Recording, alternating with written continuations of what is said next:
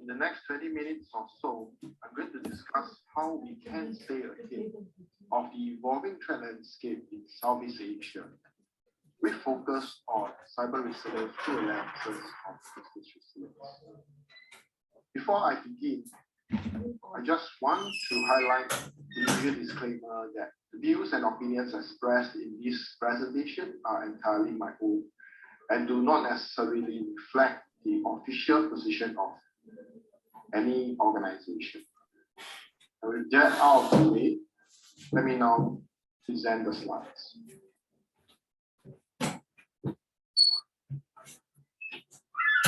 I hope you can see the slides.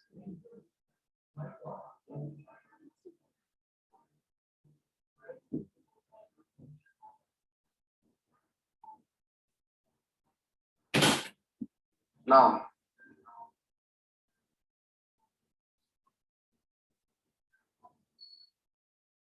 𝐒𝐭𝐚𝐲𝐢𝐧𝑠 art of war applies in every adversarial situation. If you know the enemy and know yourself, you need not fear the results of 100 battles. This can be applied to the pandemic and can be applied as well to the current cybersecurity threat landscape.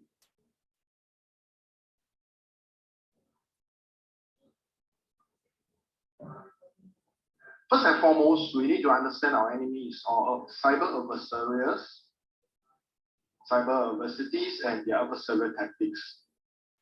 In fact, globally, based on ISACA's survey in 2021, 21% of organizations have experienced ransomware attacks, and fewer than 1/3 say that their organizations are highly prepared for a ransomware attack. In addition, from the same ISACA global survey, 1 in 5 organizations do not have contingencies in place if a vendor or supplier suffers a ransomware attack. Coming closer to Southeast Asia, there are many advanced persistent threats targeting Southeast Asia. What is of particular concern was and still is supply chain attacks targeting Southeast Asian tech providers to leverage on economies of scale to exploit the trust relationship between customers and service providers to pivot into customer environments. And we have seen that happen with SolarWinds and 𝐄𝐲𝐧𝐠 breaches elsewhere. Now, coming even closer to Singapore, it is our 3rd year running our cybersecurity landscape survey against our Singapore membership. And the top cybersecurity concerns are similar to that of the ISACA global survey. And we are seeing primary concerns predominantly with data exfiltration and ransomware. It is important for us to understand our own cybersecurity posture beyond looking at the threat landscape, and organizations are very concerned with the vulnerability of unpatched systems being exploited as well. In this new cybersecurity normal, it is about the increased attack surface because we have changed the way we use IT for our work, with the future of work being to be able to work from home, as what we have been doing during the pandemic, and moving towards accelerated digital transformation, increased use of cloud, IoT, automation, as we move into Industry 4.0, AI automation, 5G, to build smart cities. The adversarial tactics have also evolved agilely and sophisticatedly. More ransomware attacks are triple threat attacks, not just disrupting our operations by encrypting our machines, threatening to leak our company data, but also threatening to disrupt our internet-facing portals through distributed denial of service attacks. Attackers are also increasingly targeting suppliers upstream in our supply chain, as in the case of SolarWinds and 𝐄𝐲𝐧𝐠 breaches. And with the advent of supply chain 4.0, where automation is increasingly being relied upon and where industrial Internet of Things or IoT is increasingly based on, the trust relationship becomes a choice target for attackers. This trust relationship between customers and suppliers. Again, our Singapore-based survey against our membership has indicated the greatest concern areas of supply chain attacks in reputation loss, distrust from customers and partners, loss of intellectual property, and massive regulatory fines. These are all documented effects to business resilience. Now, dealing with this cybersecurity new normal, perception at the topmost echelons are of utmost importance because culture is often driven from the top. It is often driven from the top. Again, circling back to the Singapore survey, we have indeed seen 31% of respondents having indicated that senior management is now more concerned with cyber risk issues. The risk culture embodies the kind of approach it would take towards cybersecurity and cybersecurity incidents. To see cybersecurity as a business enabler and differentiator, that cyber resilience implies business resilience. With the new cybersecurity normal, the board must understand that we have to take an assumed breach mindset. That it is not a matter of if, but when incidents will happen. It is not about whether we are 100% secure, but instead about how we can meet the enterprise risk appetite and ensure cyber resilience. And this entails accepting the fact that we will be breached, yet being able to disrupt the attack, disrupt the attacker, to prevent significant business impact and recovering quickly to ensure business resilience. The organization structure must also evolve with the increased focus on cybersecurity. For instance, with increased IT and OT convergence due to industry and supply chain 4.0, you may want engineers and cybersecurity professionals to work closer together as closer partners in the same OT cybersecurity department. Therefore, in view of increased supply chain attacks, here is my take on some of the questions that should be asked by the board. We need to ask ourselves these questions. Do we have a ranked inventory of our critical suppliers? Do we have any over-reliance on specific suppliers? Have we assessed our third-party or supply chain risk? Do we keep track of our supplier security posture on an ongoing basis? Are there corresponding risk maps or key risk indicators that have to be defined? How prepared are we for such attacks to be able to recover resiliently? And have we spent enough? Have we budgeted enough on cybersecurity on managing such a risk? In terms of supply chain risk management guidance, there is no lack of such guidance in recent times. From a regulatory perspective, two prominent guidance documents are worth a read too. The first being the US President Executive Order released on 12 May on improving the nation's cybersecurity, and that was released shortly after the Colonial Pipeline breach. It contains key recommendations, not only in the areas of governance, but also in the areas of modernizing technologies, namely in the areas of zero trust, cyber threat intelligence, and active cyber hunting, which you should bring back to your management. Modernizing technologies are really part of optimizing risk and elevating security measures to meet increasingly sophisticated attacks. Therefore, to keep abreast of threats, you need adequate cyber threat intelligence by participating actively in the ecosystem, such as within ISAC communities or ISACA chapter communities, where threat intelligence and best practices are shared. Now, the UK National Cyber Security Centre, or NCSC, has released specific guidance on governing and managing supply chain risk as well.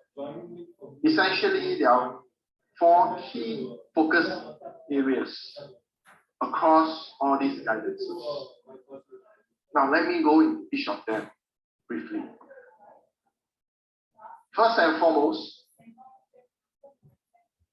understand the risk. Understand and evaluate risk. Understand the threats. Understand what needs to be protected. Where are your crown jewels?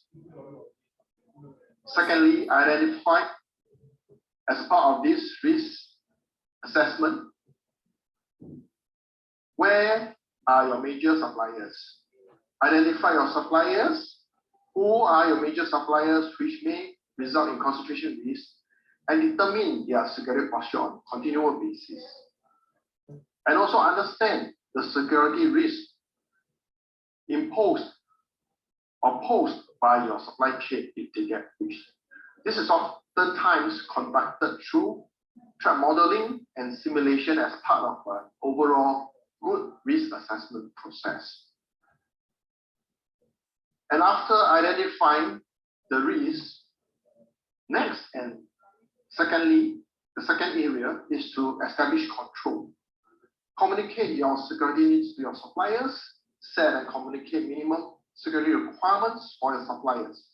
This often comes in the form of contracts, and you want your suppliers to do the same with their downstream suppliers or upstream suppliers whom they subcontracted to.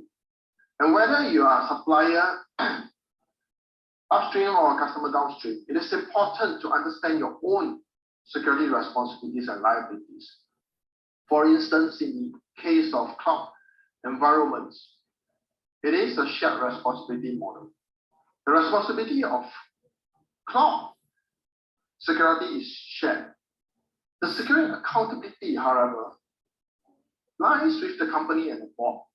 And very importantly, it is important to raise awareness of security within your supply chain.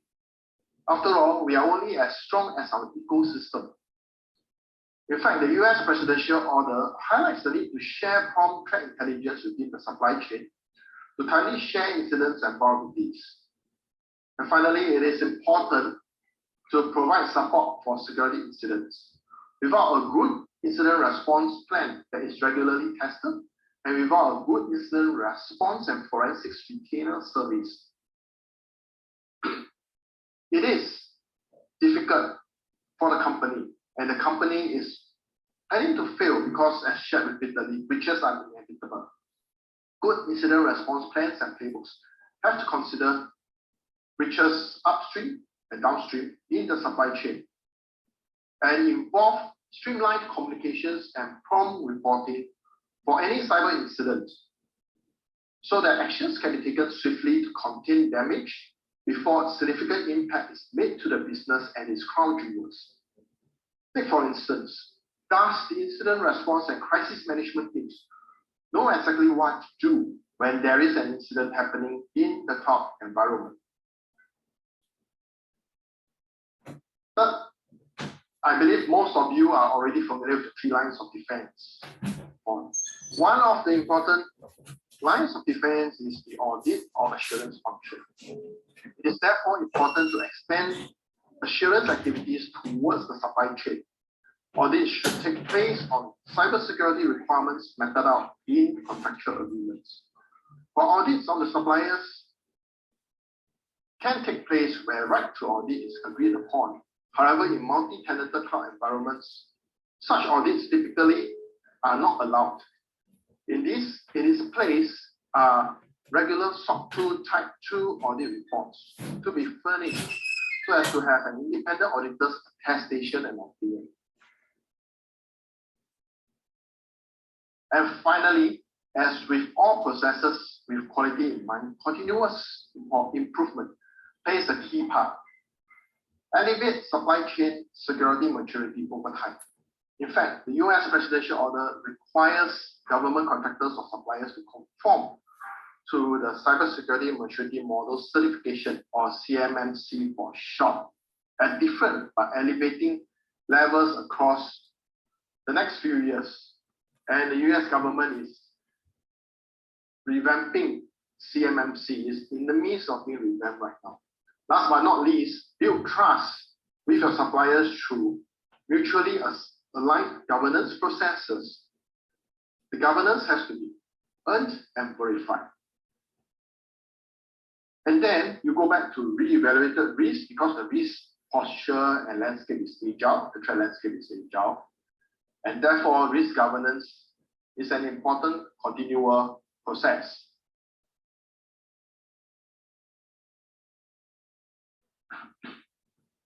As shared earlier, it is not about not getting breached, as breaches are really inevitable, but about getting breached by being able to disrupt the attack to contain impact to the business and recover quickly. And that is how businesses can stay resilient. And to support businesses and therefore cyber resilience, it is therefore important to adopt an active cyber defense approach, which has been highlighted in the US executive order. Predominantly, it is about being able to consume threat intelligence. Again, this is through joining communities like ISACs, Information Sharing and Analysis Centers, such as OT-ISAC. In my experience, I've obtained first-hand non-public threat intelligence that has helped my company to defend itself against agile threats. Others include ISACA communities, as well as many others, ISC Square, so on and so forth. Then being able to use this intelligence for monitoring and incident response to detect fast, response fast, contain fast, and recover fast. And then refine the posture of the environment, such as the adoption of zero trust architecture to limit the blast radius of attacks and making it easier to contain incidents. And this will require technologies beyond SIEM, such as EDRs, MDRs, SDRs, and SOARs, and honeypots, as well as honey tokens to serve as decoys. And to build all this into an integrated process. And why is that important? Back in 2017, even before the SolarWinds and Kaseya breaches, we have seen how NotPetya have impacted big, massive organizations. It took just 7 minutes to encrypt 45,000 endpoints and 4,000 servers.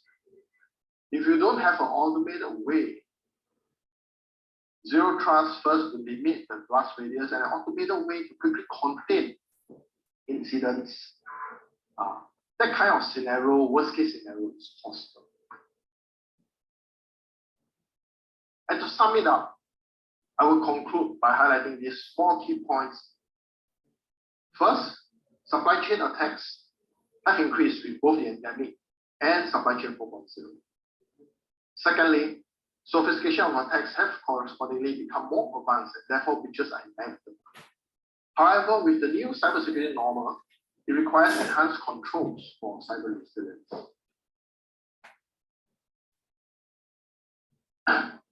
While breaches are inevitable, disrupting hackers before they can reach your crown jewels and have the cyber resilience spring back up following an attack is definitely realistic and feasible. Ultimately, what's key to future-proofing against an elevated threat landscape and ensuring business and cyber resilience is about elevating maturity in both risk governance and security governance, as well as having an ecosystem thinking. Consider the supply chain and level everybody up together and tap on collective mind share and threat intelligence. And finally, just remember that the right culture and mindset starts from the top and has to be established for cyber and business resilience to be both effective and sustainable in the face of the new cybersecurity model. Now, let me share a bit more about ISACA before I end my presentation. ISACA is a global non-profit professional association for individuals and enterprises. We provide thought leadership in the areas of governance, risk, compliance, or cybersecurity and privacy. We are a global community with more than 150,000 members across 235 chapters in 188 countries. We have issued more than 260,000 certifications to professionals, and we have helped more than 300 enterprises find solutions that enable their business. We hold the renowned certifications of CISA for audit, CISM for security management, C-Guide for governance of enterprise IT, CDIP-C for data privacy engineering, Series for risk management, and CSXP for cybersecurity nexus professional, which is more technology focused, as well as many others. Globally, we operate 3 initiatives under one intent to serve the underprivileged, namely the We Lead Tech, the She Leads Tech, and the Serve Young Leaders Tech. Besides the ISACA journal, which you will find very useful from all the top leadership shared, you will notice there are global communities you can join and participate in discussions for collaborative mindshare, global and regional conferences that you can attend, as well as community days to give back. ISACA Singapore has more than 3,200 members, and we support our membership in upskilling, cross-skilling, and collective defense, promoting the sharing of threat intelligence and best practices.